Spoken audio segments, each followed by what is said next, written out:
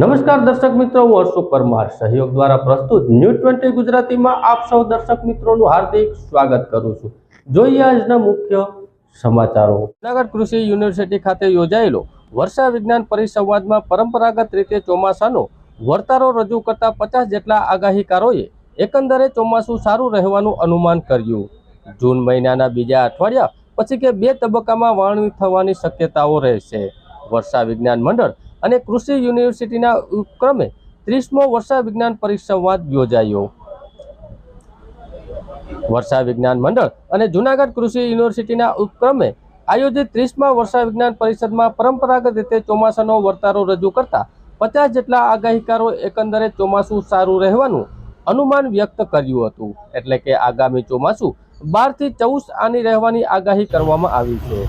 જૂનાગઢ કૃષિ યુનિવર્સિટીના કુલપતિ વીપી ચોવટિયાએ અધ્યક્ષતાને આગાહીકારોના સારાંશ રજૂ કરતા જણાવ્યું હતું કે જૂન મહિનાના બીજા અઠવાડિયા પછી કે બીજા તબક્કામાં વાવણી થવાની શક્યતાઓ રહેલી છે।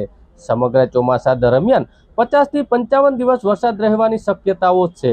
ઉપરાંત તેણે જુલાઈ ઓગસ્ટમાં અતિવૃષ્ટિની સંભાવનાના આગાહીકારોને એકમત જોવા મળતો નથી। વાયરા વિશે પણ આગાહીકારોના જુદા જુદા અનુમાનો જોવા મળ્યા છે। ત્યારે સૌરાષ્ટ્ર ગુજરાત ઉપરાંત સમગ્ર દેશની પ્રક્રિયા ચોમાસા સારું થાય તે માટે ખૂબ જ જરૂરી છે। આગાહીકારોના અનુમાનથી ખેડૂતોને આયોજન કરવામાં સરળતા રહે છે। એમણે એ પણ જણાવ્યું હતું કે વડવાઓ દ્વારા વારસામાં મળેલા આ વિજ્ઞાનને અભેરાયને ન ચડાવી શકીએ। આગાહીકારો જુદા જુદા પડકારો આવતા રહે છે, પરંતુ આ જ્ઞાનને પોતાના પૂરતું સીમિત ન રાખતા આ વર્ષા વિજ્ઞાનનું જ્ઞાન આવનારી પેઢીને મળે તે પણ જરૂરી છે। આ પ્રસંગે સંયુક્ત ઉપક્રમે સચિવ એચડી મારવડિયાએ જણાવ્યું હતું કે પરંપરાગત રીતે વરસાદની આગાહીકારનું જ્ઞાન ધરાવનાર કદાચ છેલ્લી પેઢી હશે, પરંતુ આ વારસો જળવાઈ રહે તે માટે નવી પેઢીને પણ આ જ્ઞાન આપવા ખૂબ જરૂરી ગણાવ્યું હતું। વર્ષા વિજ્ઞાન મંડળના પ્રમુખ અને વિસ્તરણ શિક્ષણ નિયામક શ્રી એનબી જાદવે જણાવ્યું હતું કે વરસાદના પૂર્વાનુમાનથી ખેડૂતો રિસ્ક મેનેજમેન્ટ સારી રીતે કરી શકે છે। જીવજંતુ અટકાવવાથી માંડી પિયત માટે આપવું તેના આયોજન પણ કરી શકાય છે। ઉપરાંત તેણે 30 વર્ષ પૂર્વે થયેલું વર્ષા વિજ્ઞાન મંડળની ભૂમિકા પણ આપી હતી। વર્ષા વિજ્ઞાન મંડળના કારોબારી સભ્ય શ્રી જેરામભાઈ કિંબડિયાએ જણાવ્યું હતું કે વર્ષા વિજ્ઞાન મંડળે પડકારો વચ્ચે પણ સતત કાર્ય ચાલુ રાખ્યું છે। આગાહીકારોએ સતત મહેનત કરી વરસાદ માટેના અવલોકનો લીધા છે। તેની આગાહીના પેપરને આંકડાશાસ્ત્ર વિભાગ દ્વારા વૈજ્ઞાનિક ઢબે અભ્યાસ પણ કરવામાં આવી રહ્યો છે। मेरा नाम हसमुख निमावत है। मैं जूनागढ़ ज़िले के बेसाण गांव में रहता हूँ। मैं निवृत्त टीचर हूँ और ये हवामान शास्त्र का मैंने आश्रय 30 वर्ष से अभ्यास में करता हूँ।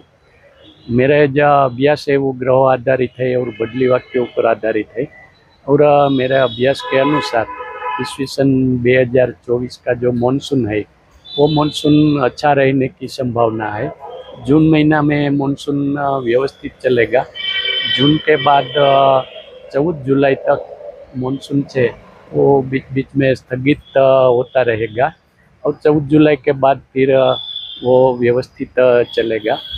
सितंबर में भी बारिश होगी और इस तरह ये जो मानसून है वो अच्छा रहने की पूरी संभावना है। જૂનાગઢમાં આવેલ ભક્ત કવિ નરસિંહ મહેતા યુનિવર્સિટી ખાતે અધિકારી કર્મચારીઓ આદિ કવિ નરસિંહ મહેતાના જન્મદિવસની ઉજવણી પ્રસંગે શ્રદ્ધાસુમન અર્પણ કર્યા। યુનિવર્સિટી રજિસ્ટ્રાર સુખડિયાએ આધા કવિ નરસિંહ મહેતાને જીવનમાંથી સામાજિક સમરસતાનો બોધ સાથે કૃષ્ણ ભક્તિની વાત કરી હતી।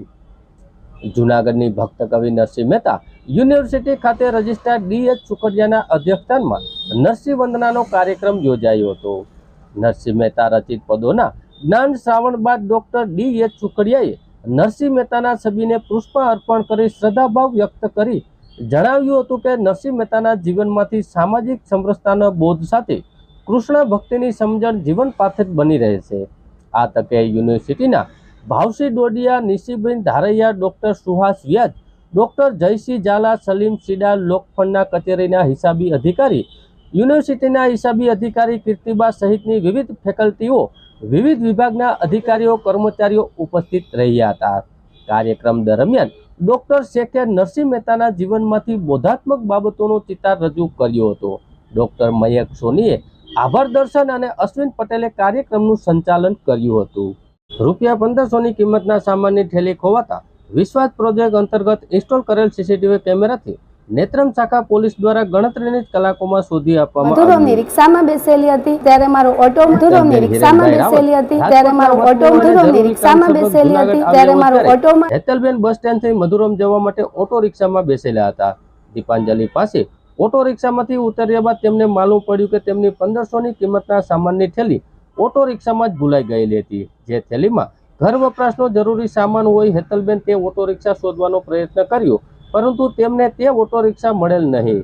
મધુરમની રિક્ષામાં બેસેલી હતી ત્યારે મારો ઓટો મધુરમની રિક્ષામાં બેસેલી હતી ત્યારે મારો ઓટો મધુરમની રિક્ષામાં બેસેલી હતી ત્યારે મારો ઓટોમાં કંટ્રોલ સેન્ટરના પીએસઆઈ પીએચ મશરૂમને કરતા નેત્રમ શાખા પોલીસના સ્ટાફ દ્વારા કાર્યવાહી કરવામાં આવી હતી. પછી સીસીટીવીના કેમેરાથી નેત્રમ શાખા પોલીસે ગણતરીની જ કલાકોમાં શોધી આપ્યું હતું.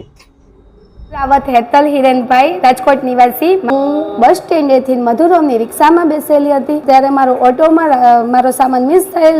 એમાં મને નેત્રમ શાખાનો સંપર્ક કરેલ ને મને એક જ દિવસમાં મારો સામાન મને નેત્રમ શાખા તરફથી ગોતી આપેલ છે. એ બદલ નેત્રમ શાખાને હું ખૂબ ખૂબ અભિનંદન પાઠવું છું. છેલ્લા 2 વર્ષથી કેશોદ પોલીસ સ્ટેશનના ગુનાના કામે નાસ્તા ફરતા આરોપીઓને પકડી પાડતી Junagadh parole sports squad. Junagadh parole sports સ્ક્વોડે કેશોદના દારૂના કેસમાં 2 વર્ષથી ફરાર જૂનાગઢના શખ્સને ઝડપી લઈ આગળની કાર્યવાહી હાથ ધરવામાં આવી છે.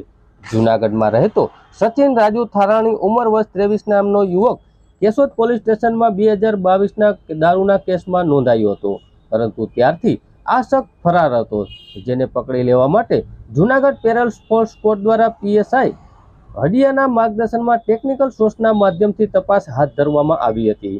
આ દરમિયાન સ્ક્વોડના એએસઆઈ ઉમેશ વેગડા અને કોન્સ્ટેબલ દિનેશ છૈયાને મળેલી બાતમીના આધારે સચિન થારાણીને અમદાવાદના કાંકરિયા તળાવ વિસ્તારમાંથી હસ્તગત કરી કેશોદ પોલીસ સ્ટેશનને આગળની કાર્યવાહી અર્થે સોંપી આપવામાં આવ્યો.